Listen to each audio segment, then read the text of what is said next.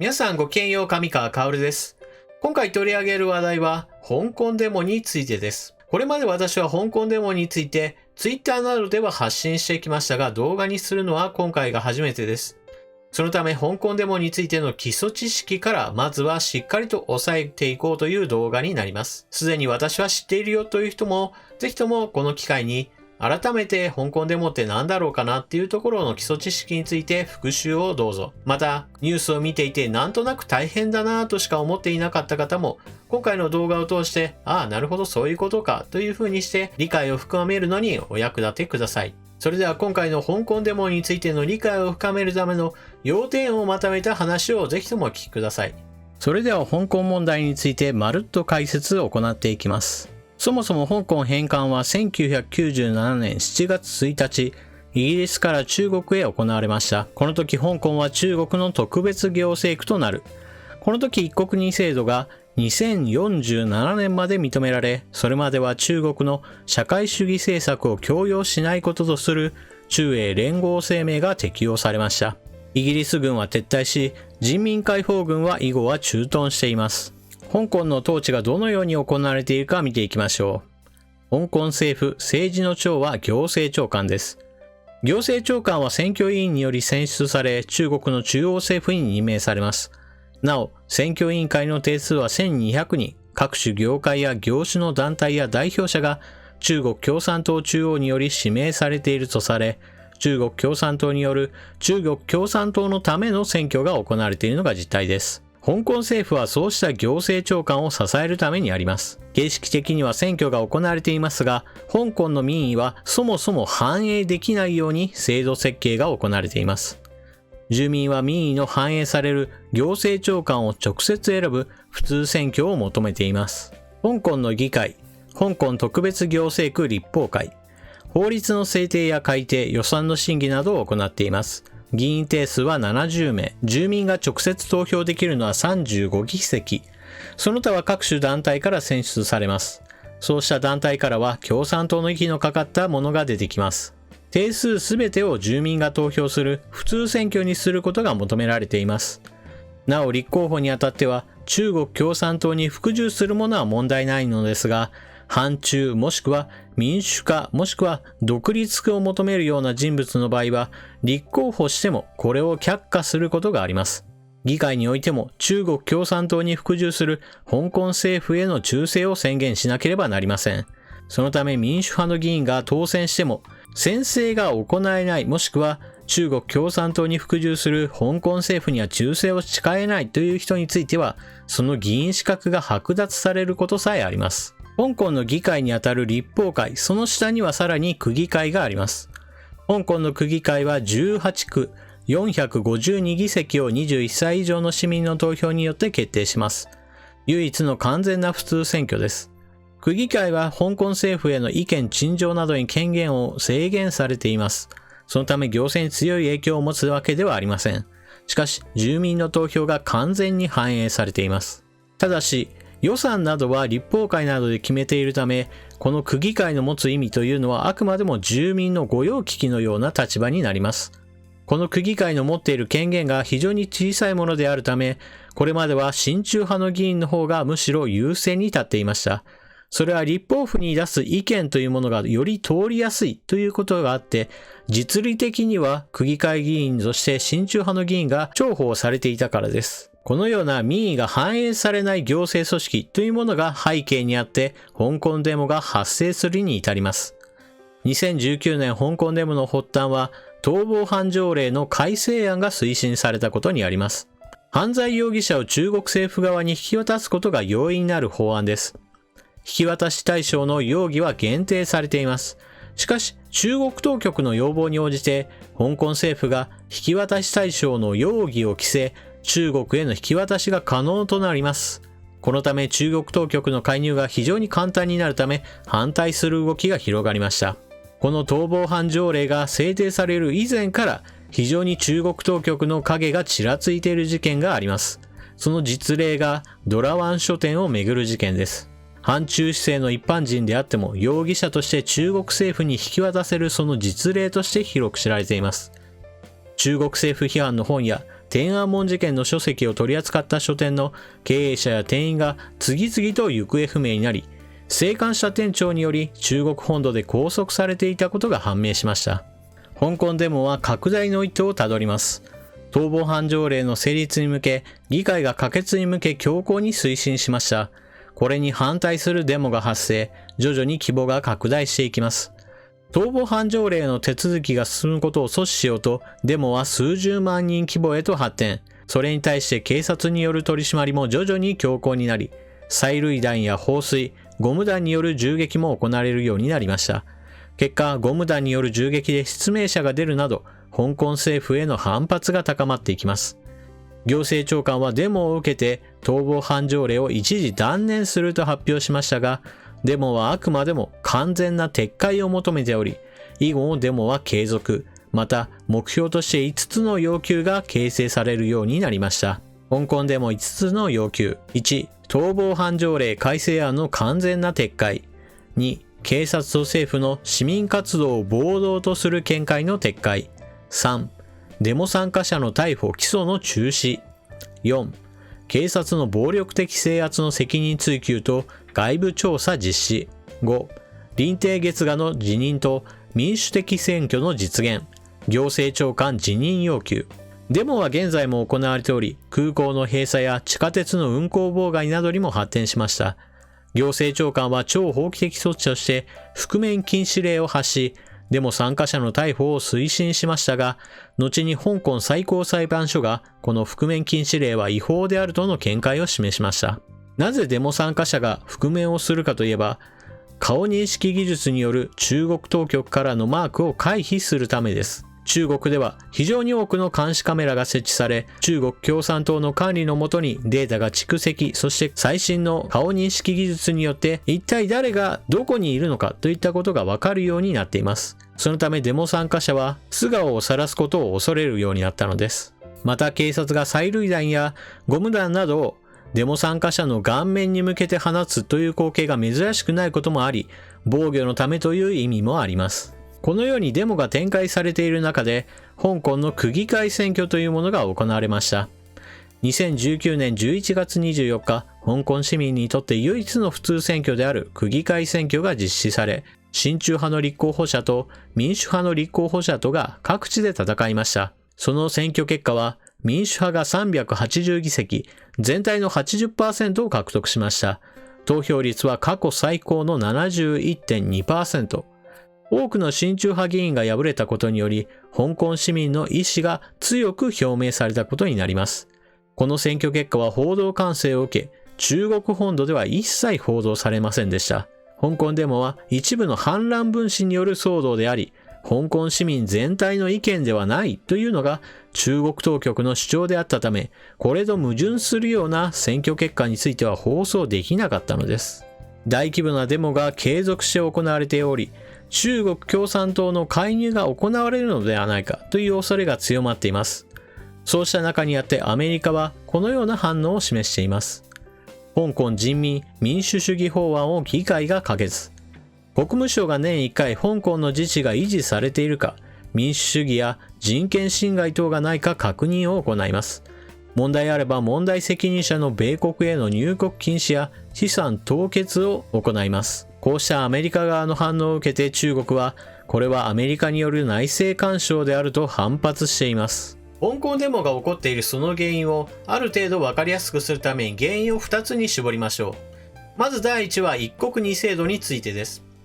香港がイギリスから返還された時から50年間はこの一国二制度が守られるというのがイギリスと中国との間に結ばれた声明です。1997年当時にある程度の年齢のいった人たちにしてみれば50年も先だなというふうに感じることができたでしょう。しかし今私たちが生きているのは2019年、そしてもうすぐ2020年になろうとしています。当然のように2047年というのは若者たちにとってみれば自分たちが生きている間に必ず中国共産党の一党支配にこの政治体系が変わることを意味しています。たとえ植民地であろうともイギリスの支配下にあった香港の人たちは生まれた時から法治主義や民主主義といったものを知っています。そのような人たちが否応なく共産主義国家に組み入れられるというのは非常に気持ち悪いものであるのは間違いないでしょう。そして2つ目の要因が、この一国二制度がすでに崩壊し始めているという危機感が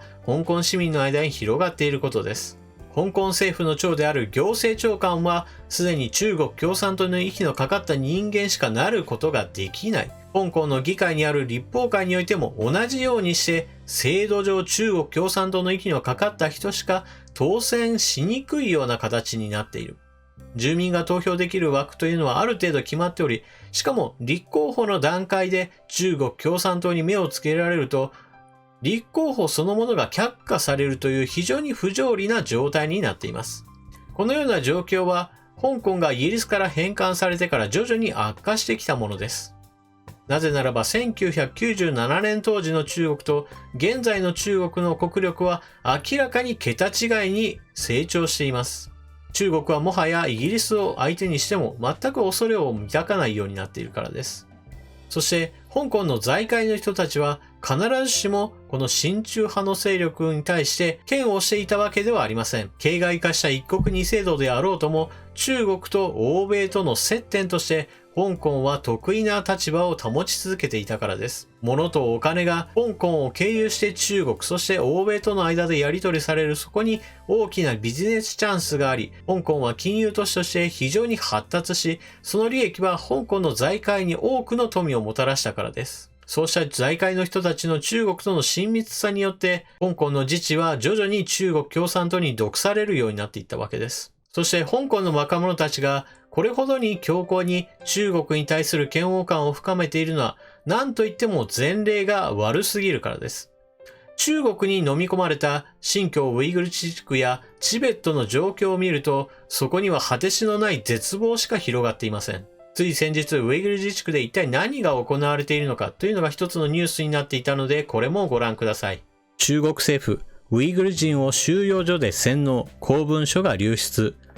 中国西部の新疆ウイグル自治区にある高度の警備体制が敷かれた収容施設で、中国政府がイスラム教徒のウイグル人を何十万人も組織的に洗脳していることが流出した文書によって初めて明らかになった。中国政府はこれまで一貫して収容施設は希望者に過激思想に対抗するための教育と訓練を提供していると説明している。だが BBC パノラマが確認した公文書は収容者の監禁や強化、懲罰の状況を記録しており、中国政府の説明を覆す内容になっている。これに対し中国の駐英大使は文書は偽物だとしている。収容施設は過去3年間に新疆ウイグル自治区内で建設されてきたイスラム教徒のウイグル人を主体に100万人近くが裁判を経ずに施設内で拘束されているとみられる。悔い改めと自白を促せ。文書は国際調査報道ジャーナリスト連合が入手した。ICIJ には BBC パノラマやイギリス紙ガーディアンなど17の報道機関が参加。今回流出した中国政府の公文書を中国電報、ザ・チャイナ・ケーブルスと呼んでいる。文書には2017年に新疆ウイグル自治区の共産党副書記で治安当局のトップだったシュカイロン氏が収容施設の責任者らに宛てた9ページの連絡文書も含まれている。その連絡文書では収容施設を高度に警備された刑務所として運営するよう指示、以下の点を命じている。絶対に脱走を許すな。違反行動には厳しい規律と懲罰で対応せよ。悔い改めと自白を促せ。中国標準語への強制学習を最優先せよ。生徒が本当に変わるよう励ませ。宿舎と教室に監視カメラを張り巡らせて死角がないことを確実にしろ。流出した文書はまた収容者の生活が細かく監視・管理されている状況も示している。生徒のベッド、整列場所、教室の座席、技術的作業における持ち場は決められているべきで、変更は厳しく禁じる。気象、天候、洗顔、用便、整理整頓、食事、学習、睡眠、ドアの閉め方などに関して行動基準と規律要因を徹底せよ。1週間で 1.5 万人が入所。別の文書からはウイグル人の拘束と収容の規模がわかる。ある文書は2017年のわずか1週間の間に新疆ウイグル自治区の南部から1万5000人が収容施設に入れられたとしている。国際人権団体ヒューマン・ライツ・ウォッチの中国担当責任者、ソフィー・リチャードソン氏は、流出文書は検察当局に活用されるべきだと話す。これは訴追に使える証拠で、甚だしい人権侵害が記録されている。収容者は全員、少なくとも精神的拷問を受けていると言っていいと思う。自分がいつまでそこにいるのか全くわからないからだ。人格改造が目的か。流出文書はさらに、収容者は自分の行動や心情や言葉を変えたと示すことができて、初めて解放されるのだと詳細に書いている。生徒には悔い改めと自白を促し、彼らの過去の活動が違法で犯罪的で危険な性質のものであることを深く理解させよ。浅い理解や悪い態度、反抗心すら伺える人には、教育改革を実行し、確実に結果を達成しろ。こうした指示を受けた収容施設について、人権問題に詳しく、ウイグル人組織世界ウイグル会議の顧問を務めるイギリス直選弁護人のベン・エマーソン氏は、収容者の人格改造が狙いだと話す。一つの民族コミュニティ全体を対象に作られ実行されている巨大な集団洗脳計画以外の何かだとみなすのは非常に難しい。新疆ウイグル自治区にいるイスラム教徒のウイグル人を個別の文化集団として地球上から消滅させようとしている。日本と中国との最大の差は何かと言われれば、政権を批判することができるかどうかです。日本の中においては安倍政権を批判することで投獄されたという人は見たことがありません。むしろツイッターやテレビなどでは公然と安倍政権を批判するといったことが日常的に繰り返されています。もちろん問題にある政策について批判するのは何の問題もありません。しかし、非常に細かい重箱の隅をつつくような話をことさらに大きく、そして長期間にわたって問題化しようとする人たちも非常に多くいます。しかしそれによってその人が警察に逮捕されて行方不明になるといったことは日本では全く起こりません。しかし中国でそのようなことをすれば、その人が行方不明になり、その後どうなったかは誰も知らないといったことが起こり得るのです。そしてチベットやウイグルにおいて起こっている問題というのは、いわゆる信教の自由についてです。共産主義というものは宗教については非常に弾圧する傾向にあります。宗教は悪しき考えであり、これを広めてはならないというのが共産主義の根本にあるからです。どこか別の宗教や別の文化であることを許さないという完全な排除の思考が働いているのです。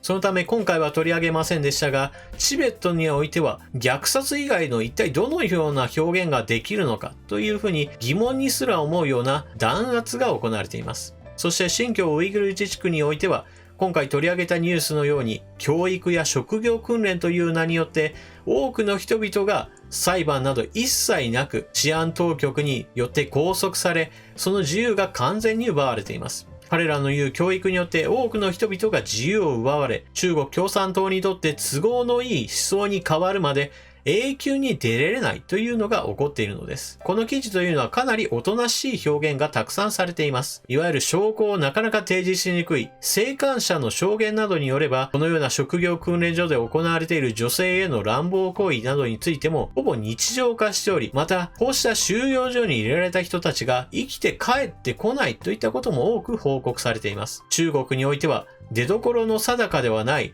人間の臓器が様々売買されているといったような話もあり、その出所というのがこうした警察や治安当局によって強制的に収容された人々が解体されているのではないかといった指摘もあるのです。しかし中国の本当の恐ろしいところは、こうした情報はほとんどの場合、治安当局によって制圧されて多くの人々の知るところではありません。そもそもそのような情報を知ったとしても、中国共産党に大規模に反乱を起こすといったことは難しいものがあります。暴動などは確かに起こっています。しかしその暴動についても鎮圧されているのが現状です。そしていざとなれば、中国共産党は自分の国の国民を排除することに何らためらいを持たないでしょう。かつて中国共産党の指導者毛沢東は文化大革命によって自国民を非常にたくさん排除しました。その人数というのはナチスドイツのヒトラーの桁違いに多い人数です。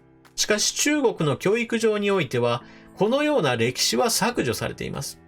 毛沢東が一体どれだけの人々を排除したのかといったことについては歴史上の出来事として全く教えられていないのです。もしも現在において同じようなことが起こっても中国共産党は歴史からそのことをどんどんと排除してなかったことにするでしょう。そしてなかったことにした上で中国共産党が生き残ってさえいれば、たとえどのような代償を払っても構わないと思っているでしょう。そういった点が中国共産党の圧倒的な恐ろしさなのです。今回は香港デモの基礎知識としてお送りした動画ですが、そこから見える中国の恐ろしさというものについても語りました。香港デモの今後についても動画にできる時があれば取り上げていこうと思います。皆さんはこのニュースについてどのような考えをお持ちでしょうか。ぜひともコメントを書き込んでいってください。それでは動画を最後までご視聴いただきありがとうございました。チャンネル登録していない方はぜひともチャンネル登録していってください。このチャンネルではあなたの知識を整理するのに役立つ動画がきっとあるはずです。それでは次の動画でまたお目にかかりましょう。またね。